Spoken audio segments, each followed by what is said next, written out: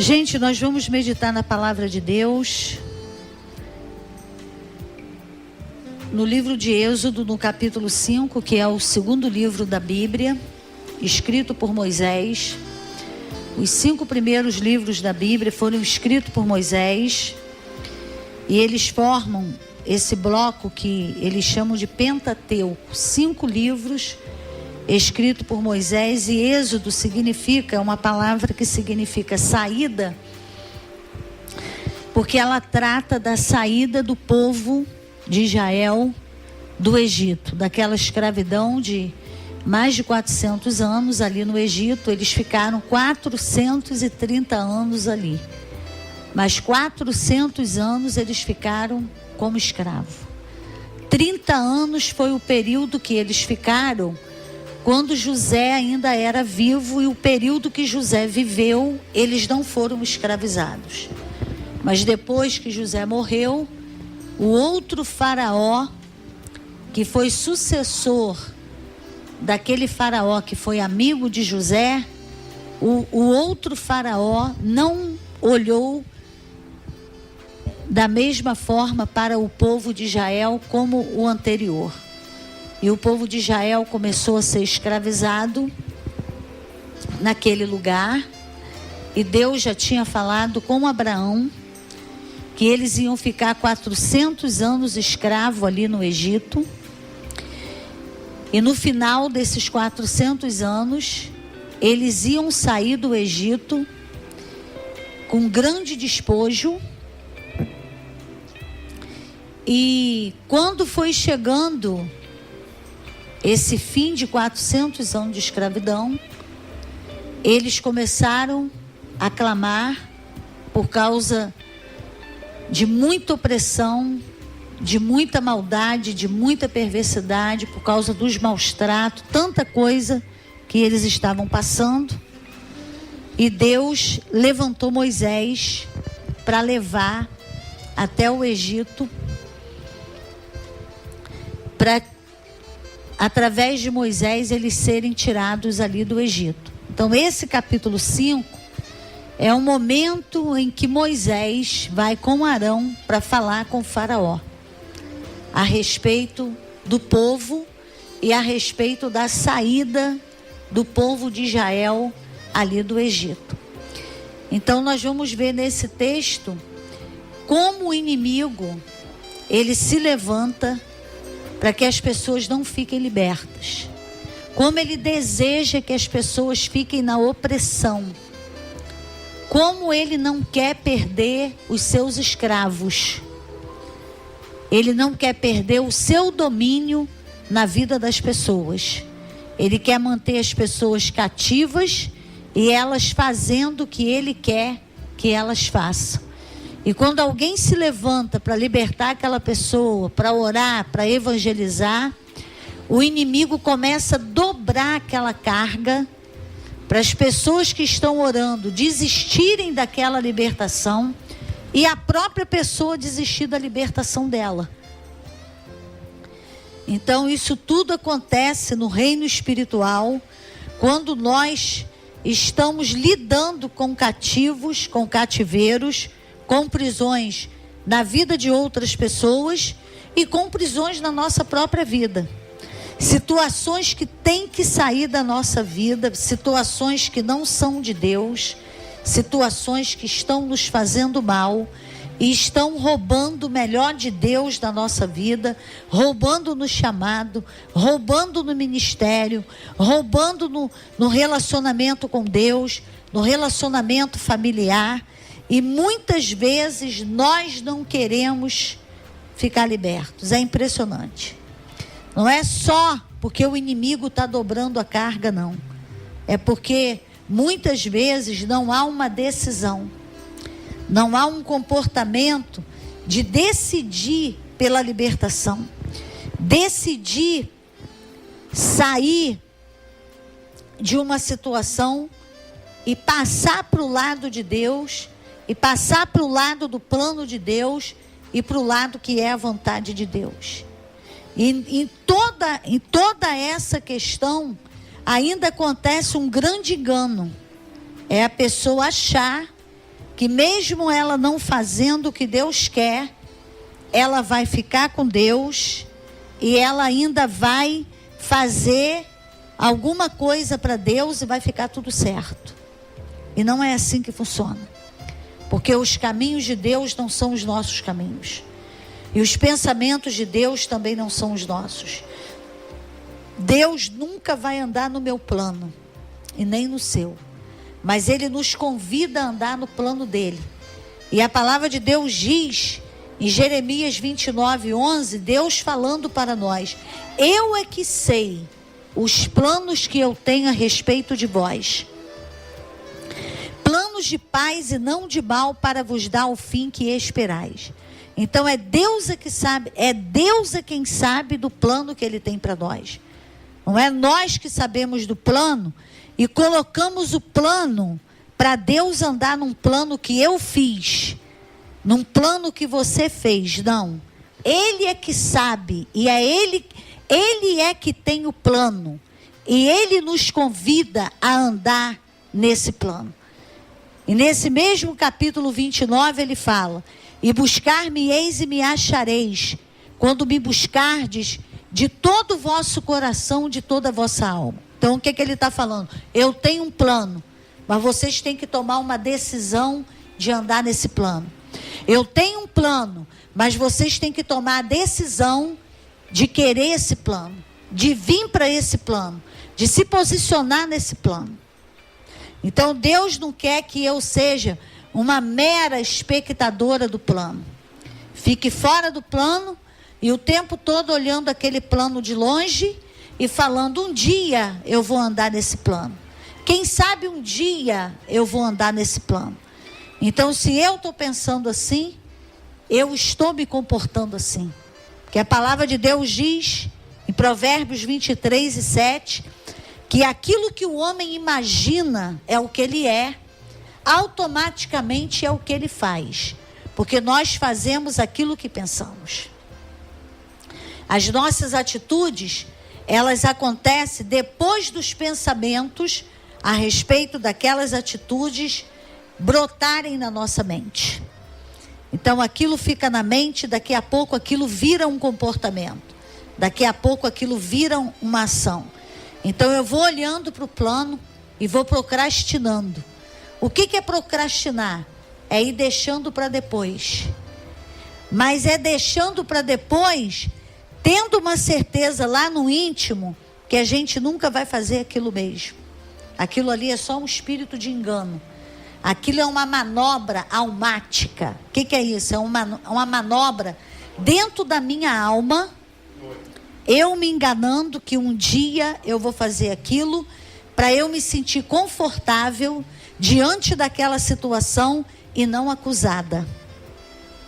Então você não tem ideia como que o inimigo trabalha para manter todos nós presos em qualquer situação, porque ele não quer ver ninguém no plano de Deus, porque o plano de Deus desfaz o plano dele.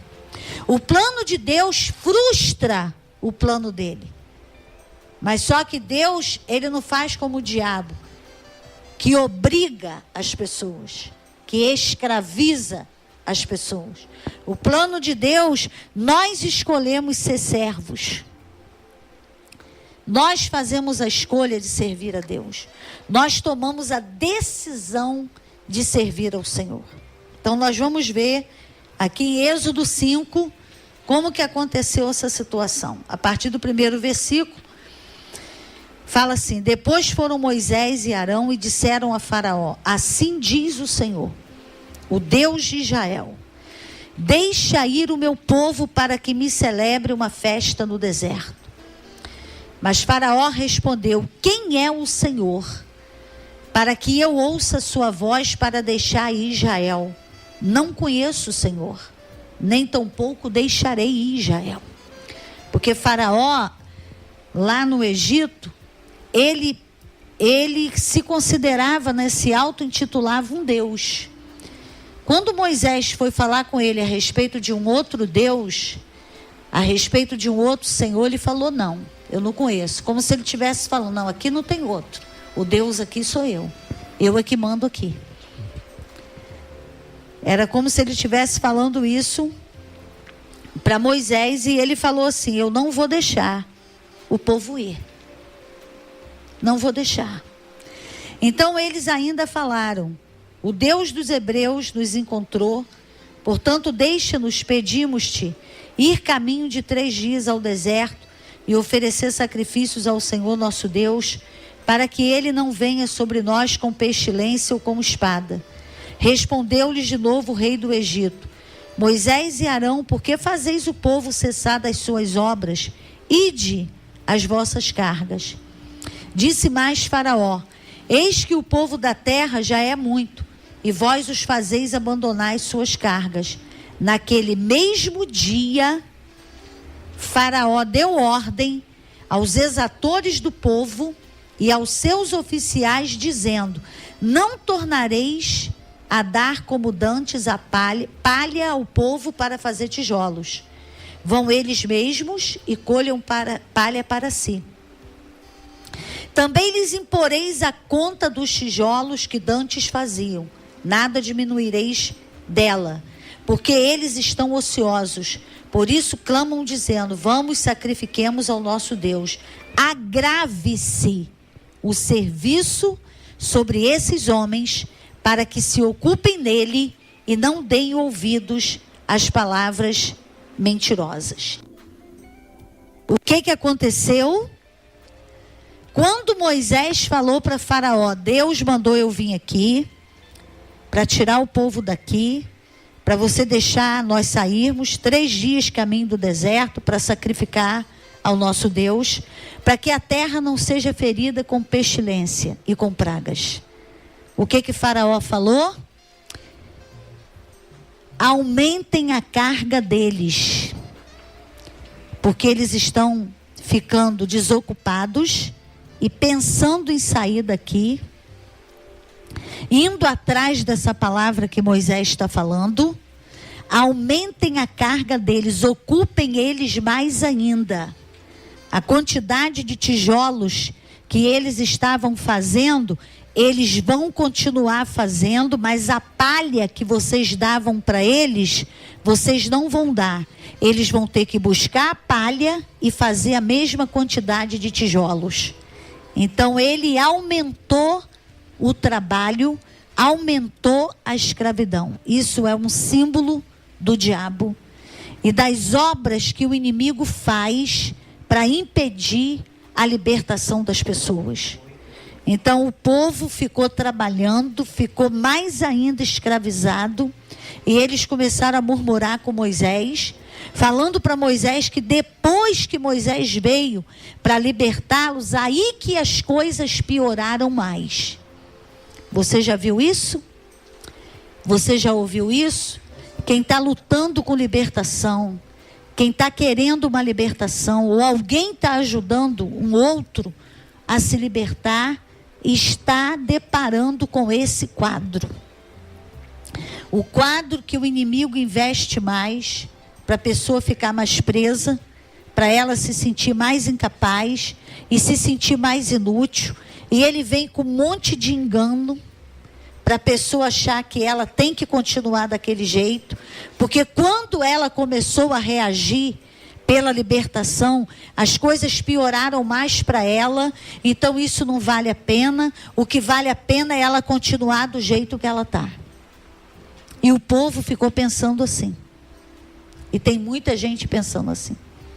Mas a palavra de Deus tem uma boa notícia para nos dar. É que se o Filho vos libertar, verdadeiramente sereis livres. A palavra de Deus tem uma boa notícia para nos dar. E conhecereis a verdade, e a verdade vos libertará.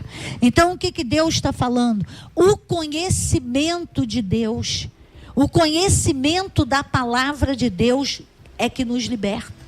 Quando nós entendemos pela palavra de Deus que nós estamos cativos em alguma área, e Deus vai mostrando na palavra dele como que nós vamos sair dessas situações. E Deus começa a mostrar para nós que tudo que Jesus venceu na cruz, tudo que ele venceu na cruz não pode continuar na nossa vida. O que Jesus venceu na cruz é ilegal e é impróprio a sua continuação na nossa vida. Então nós vamos agora para a cruz, porque enquanto você não conhecer a cruz, você não fica liberto. Se você não conhecer a obra da cruz, você continua escravo. Você pode conhecer louvor, você pode conhecer Salmo 91, Salmo 23. Você só vai ser liberto quando você conhecer o que Jesus conquistou para você na cruz do Calvário. Amém?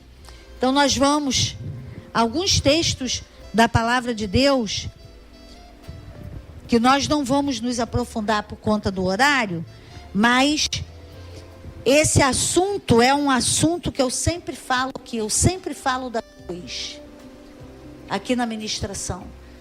Você que sempre me ouve pode até falar, poxa, a pastora está falando de novo na cruz.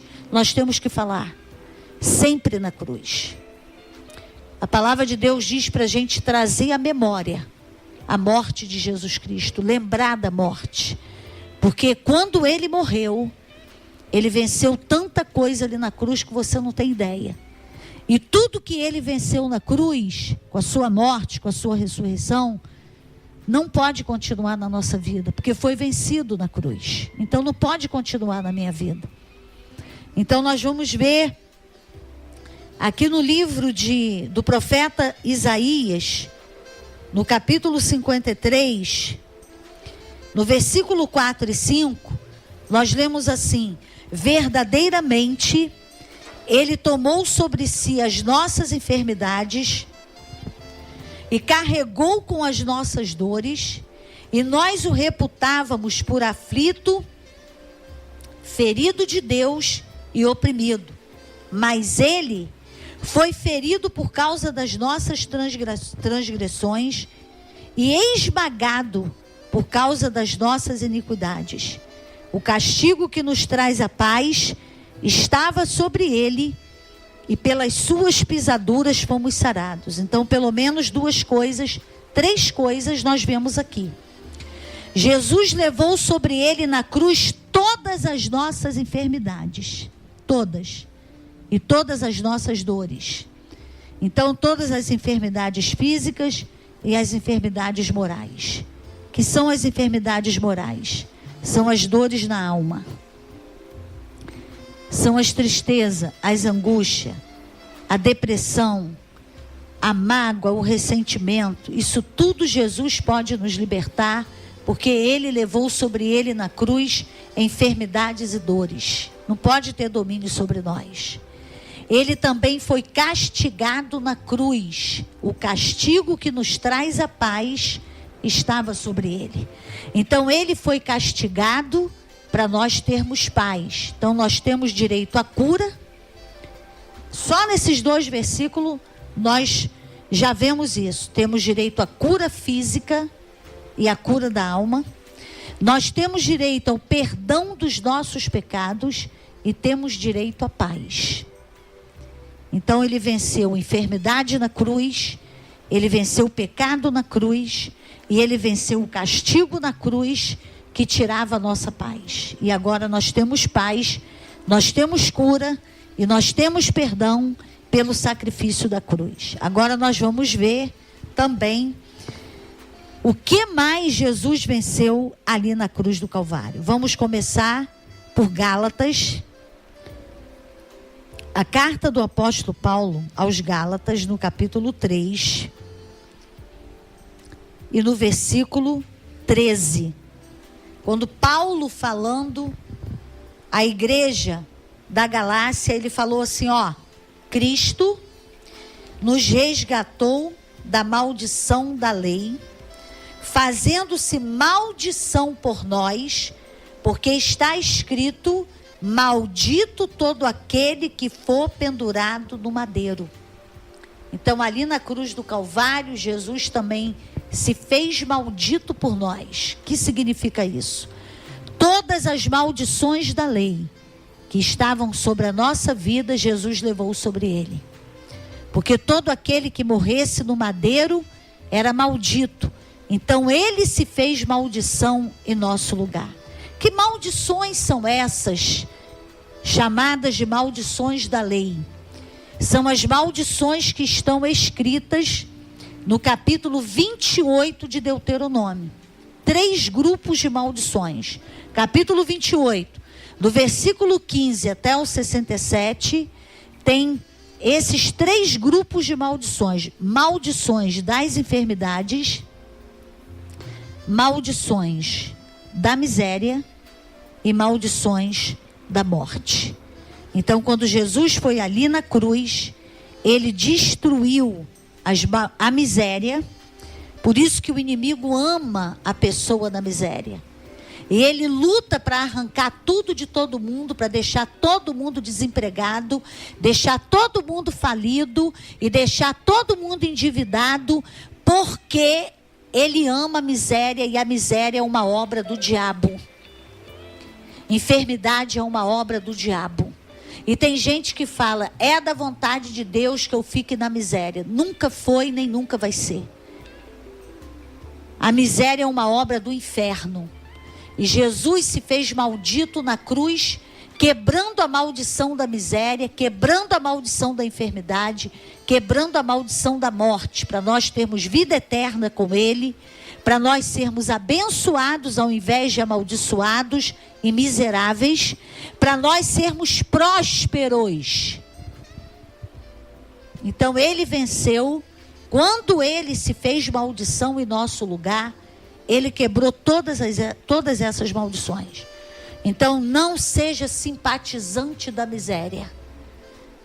Não seja amigo da miséria. E não ache que a miséria é vontade de Deus na tua vida. Não ache que a enfermidade é vontade de Deus na tua vida. Não pense que você está doente porque Deus quer que você fique doente para te dar uma lição. Mentira. Deus quer que você fique na miséria para te dar uma lição. Outra mentira. Tudo isso é o demônio da religião que inventou isso. Deus quer que você seja livre, curado, próspero, abençoado. E prosperidade não é ser rico. Nem todos serão ricos. Jesus falou assim, eu deixarei no meio de ti um povo humilde e pobre, e eles confiarão no seu nome, no meu nome.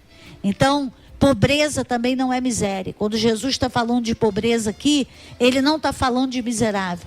Ele está falando de pessoas que vão ter tudo, o suficiente para viver bem. E para não ter falta de nada, daquilo que vai precisar na terra, segundo o plano que Deus tem na nossa vida. Eu espero que você esteja compreendendo isso. E depois você pode ouvir essa mensagem na minha página, no Facebook. Ela vai para o Facebook de hoje para amanhã. Pastora Leila Lobo, facebook.com. Então você pode ouvir para você meditar mais. E nós ainda vamos voltar a falar nesse assunto. Então isso tudo são mentiras que têm que ser denunciadas e expostas. Porque o meu povo é levado cativo e o meu povo é destruído porque falta conhecimento. Então agora você está conhecendo que você tem direito e que você não estava usando esse direito, porque você estava acreditando numa mentira como se fosse verdade. Porque a pessoa fala assim, não, é da vontade de Deus que eu fique assim, é da vontade de Deus que eu fique nessa miséria. Deus está me castigando por causa dessa enfermidade. Eu preciso dessa enfermidade, porque eu só vou melhorar se eu ficar doente. Ninguém melhora por causa de enfermidade. O que transforma a nossa vida, o que liberta a nossa vida é a palavra, é o conhecimento da palavra. Eu conheço um monte de gente que viveu milagres e grandes milagres e não mudaram absolutamente nada na sua vida. Não mudaram e não querem mudar. Porque o milagre não muda as pessoas. O milagre empurra a pessoa para uma mudança. Mas ela ainda vai ter que escolher mudar. É só um empurrão. É só um estímulo. É só uma mola. Mas ele não vai fazer mais nada do que isso.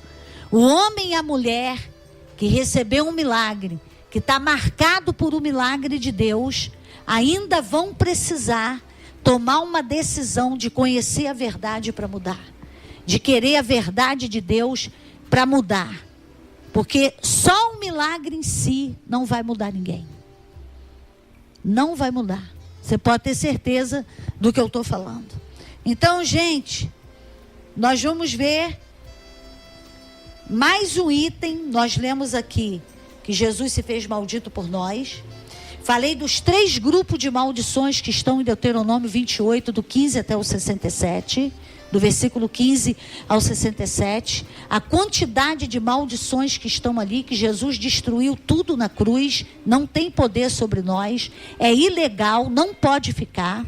Agora nós vamos ver o que ele ainda venceu na cruz. Nós vamos ver ainda aqui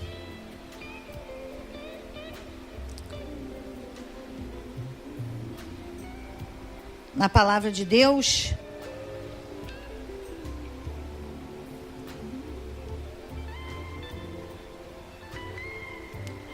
versículo Colossenses capítulo 2, versículo 14, fala assim, de Jesus: e havendo riscado o escrito de dívida que havia contra nós, das suas ordenanças, o qual nos era contrário, removeu-o do meio de nós, cravando-o na cruz.